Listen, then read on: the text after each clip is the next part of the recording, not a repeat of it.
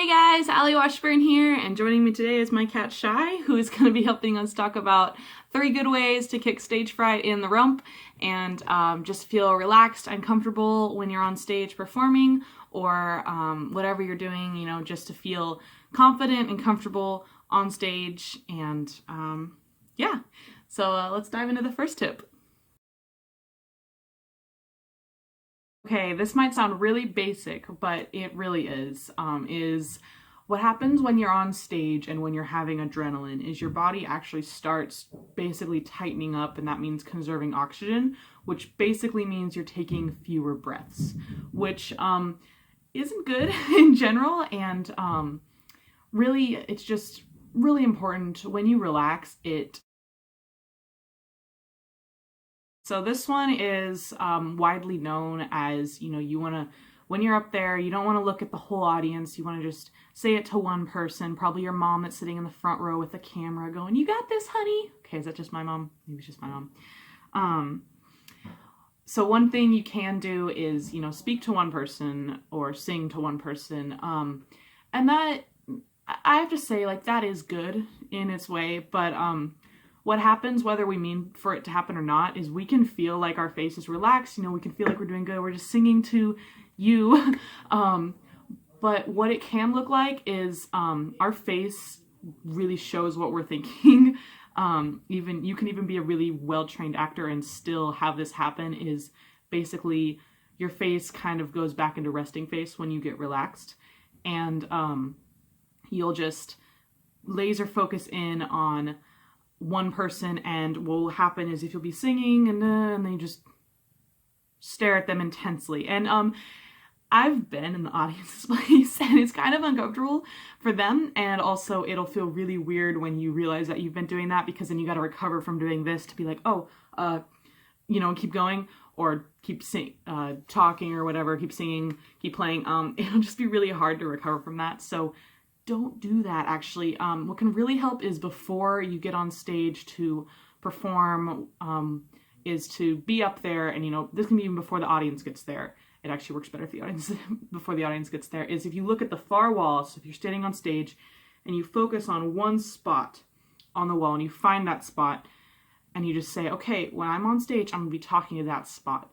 It helps if it's preferably, higher up on the wall, and not like near the audience's heads. It should be about, maybe, I'm trying to remember, I think it's about 3 feet. I took choir a couple years back, and it was about 3 feet above the audience's head, because that means you're not singing like this and you're not singing like this, and that'll open your vocal cords much better, and it's just all around better for the audience because they'll be able to see your face.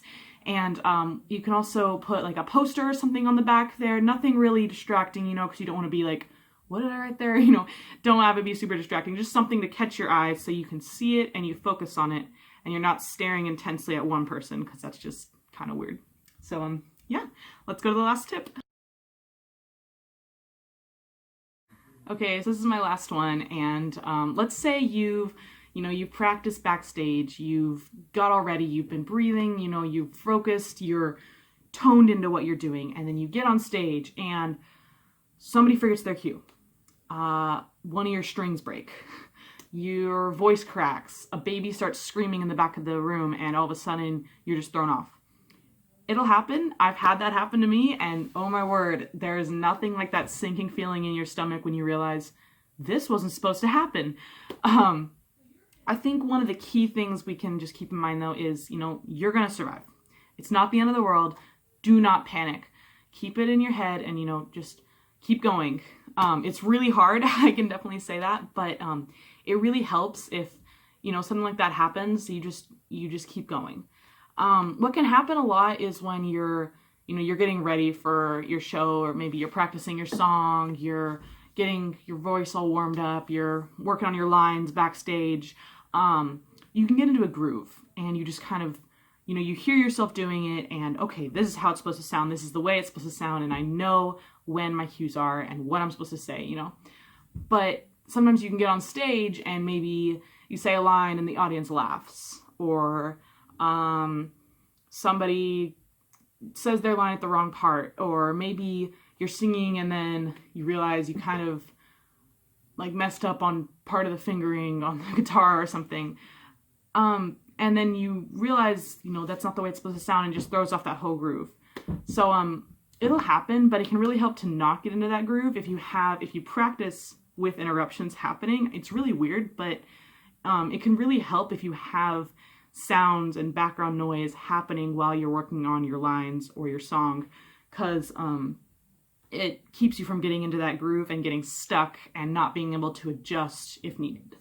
So I have 3 younger brothers, and my house is pretty loud normally, so sometimes I'll be in here playing music or practicing my lines, and I hear somebody out there playing with a dog, or maybe they're shooting hoops and you can hear the do-do-do, the basketball. And you know, it's kind of frustrating, and it's really weird to practice with background noise, because when you're memorizing your lines or you're working on a song, you don't want noise.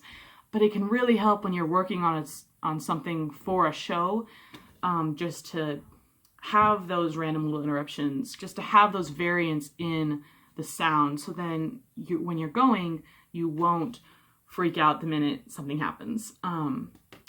Something that happened to me, I was in a play last year, and we had a bookshelf on the wall, and it was, you know, it wasn't a big bookshelf, it's maybe like just like one of those ones like flat and then a little back and we had some books on it. And our wonderful crew, they hadn't screwed it in quite right, and we were up there. I was up there with another girl, we were doing our lines, and then boom, bookshelf falls, hits the ground, echoes in this big room. It was so loud, and we're just standing there like, what do we do now? And you know, there's a split second in your head when it's like, oh my goodness, something happened. And thankfully we were able to salvage that scene and stay in character, and the audience loved it. They were very happy with the way we did that scene after all, even though it wasn't scripted whatsoever. The bookshelf was not supposed to fall, but they definitely enjoyed it, and we had a happy memory made out of it, and we can reminisce about that stupid bookshelf to this day. It's just really good to be able to adjust to something random that happens. That can be, you know, a string breaking, or the audience making a noise that you're not expecting. You know what? Really anything. And I heard there was a quote I read, and it was like, one of the 2 best things a performer can have is flexibility and a sense of humor. Flexibility is for, you know, being able to react quickly to something that happens and improv and stuff like that. And then a sense of humor is to be able to laugh it off. And honestly, when you're performing, the judges, if you're doing a competitive event, they can also they'll judge you higher for like stage presence if you're able to laugh off something like an instrument going out of tune or something, because it makes the audience relax and it makes you relax if you're able to just, okay, you know what, whatever, this just happened, but it's fine. You'll just perform all around better, even though you're gonna feel like you want to sing into a hole, even though it feels like everyone is gonna laugh at you. They might, but you know what? You'll live with it. You'll keep going, and what can go wrong might go wrong, but if you're ready for it and you can just laugh it off, keep going, don't worry about it, I promise you'll be fine. That's all I got today, guys. Please subscribe if you haven't done so already. I'm really close to reaching 100 subscribers, and I would like to do so before the month of August. So there's a deadline. If you haven't done it yet, please do so, and help me share the word by sharing this video with your friends or anybody you think might enjoy my content. And quick announcement before I go, I'm doing the random cover song on the 25th of this month, and I don't know what it's going to be yet because I need some suggestions. So go ahead and just leave in the comments just a random suggestion for a cover song, and it can really be anything, and I'll just select one out of a hat, and we'll find out what one I'm doing. And yeah, so thanks guys.